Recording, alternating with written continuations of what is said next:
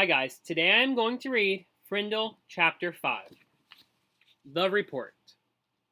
By lunchtime the next day, Nick had a bad feeling in the pit of his stomach. Seventh period was coming. He was going to have to stand up in front of Mrs. Granger's class. The eyes of everyone in the class would be glued to his face, and Mrs. Granger's eyes would be cranked up to maximum punch power. He looked over his notes again and again.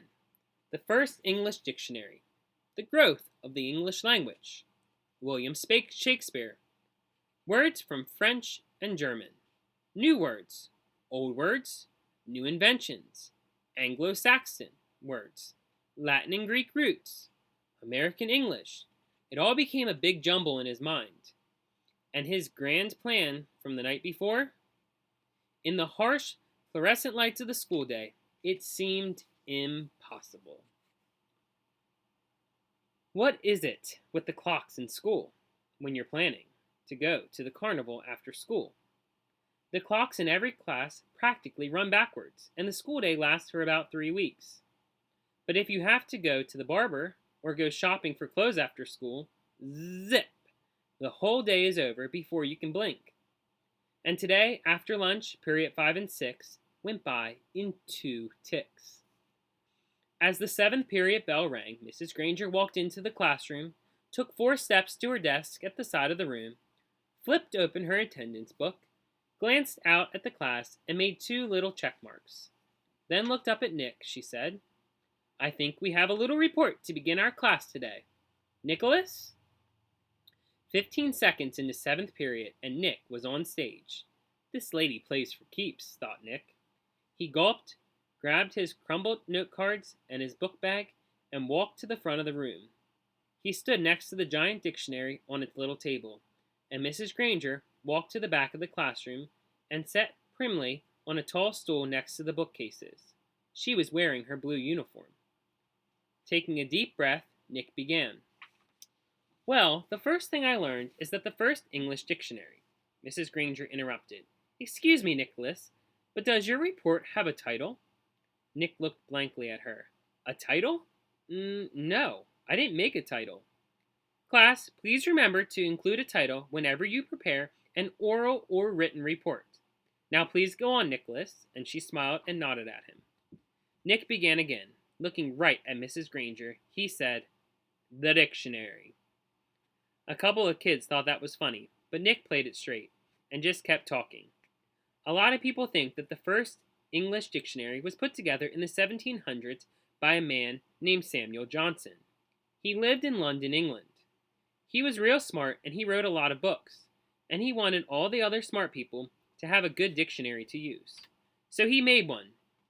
But there were other dictionaries before his. The thing that was different about Johnson's dictionary was its size, first of all. He had over 43,000 words in it. The class made a bunch of noise at this big number.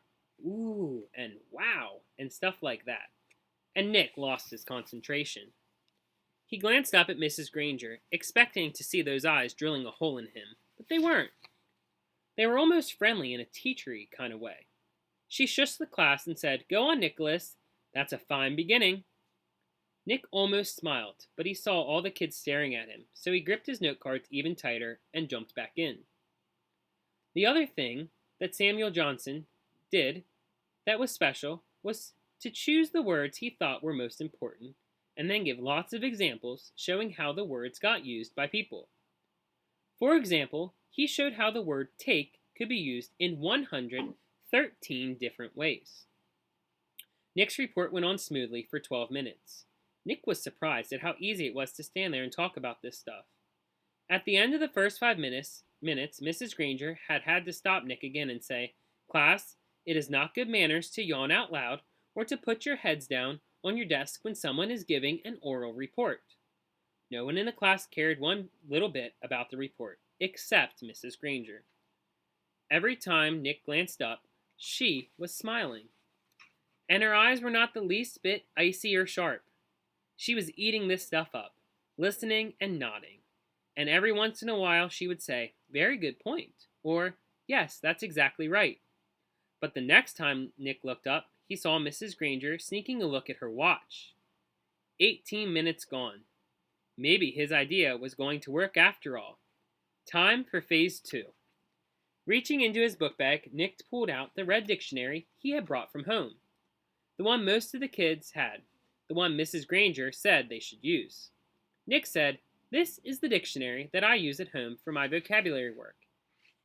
And I opened it up last night to the very front. And right there I found out a lot about how the dictionary was made.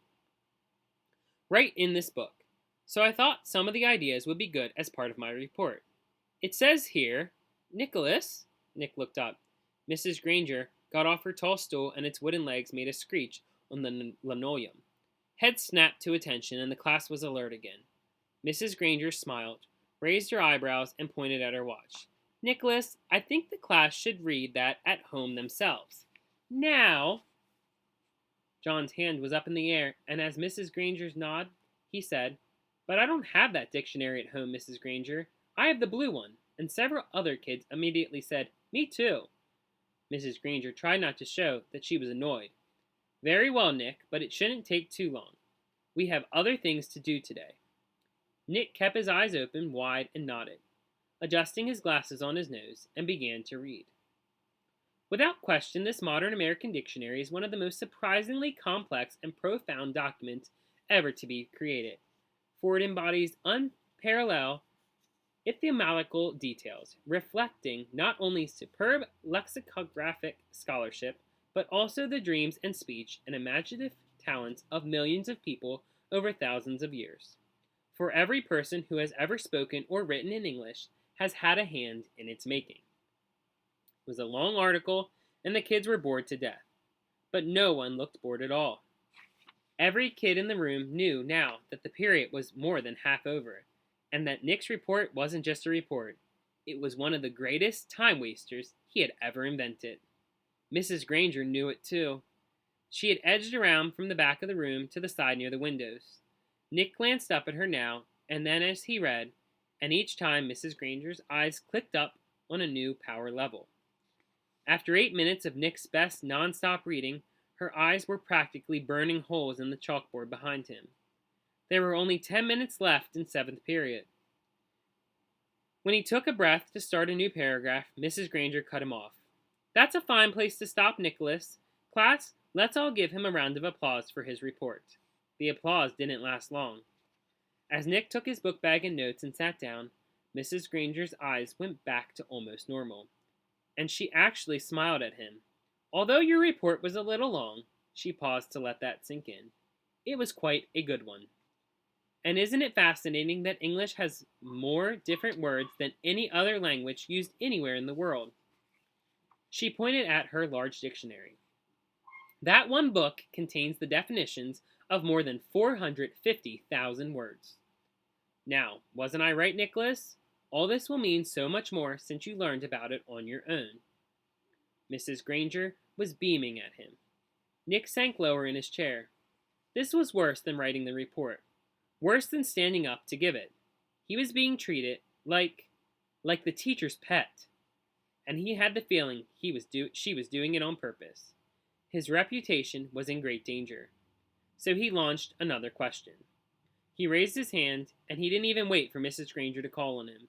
"Yeah, but you know, I still don't really get the idea of why words all mean different things. Like, who says that dog means the thing that goes woof and wags its tail? Who says so?" And Mrs. Granger took the bait. "Who says dog means dog? You do, Nicholas. You and I, and everyone in this class, and this school, and this town, and this state, and this country. We all agree. If we lived in France, we would all agree that the right word for the hairy four-legged creature was a different word. Chien. It sounded like sheen. But it means what dog means to you and me.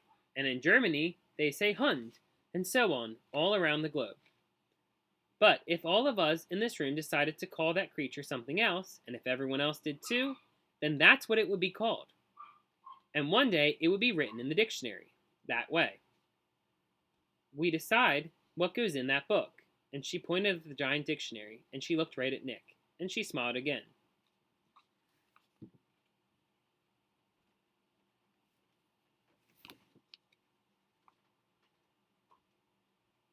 Then Mrs. Granger went on, but of course the dictionary has worked on by hundreds of very smart people for many years. So, as far as we are concerned, that dictionary is the law. Laws can change, of course, but only if they need to. There may be new words that need to be made, but the ones in that book have been put there for good reasons. Mrs. Granger took a look at the clock. 8 minutes left. Now then, for today, you were to have done the exercises beginning on page 12 in your Words Alive book. Please get out your papers. Sarah, will you read the first sentence, identify the mistake, and then tell us how you corrected it? Mrs. Granger jammed the whole day's work into the last 8 minutes. A blur of verbs and nouns and prepositions, and yes, there was another homework assignment. And Nick didn't try to sidetrack Mrs. G again. He had slowed her down a little, but had he stopped her? No way. She was unstoppable. At least for today. And that is the end of Frindle Chapter 5. If you like my channel, you can like and subscribe below.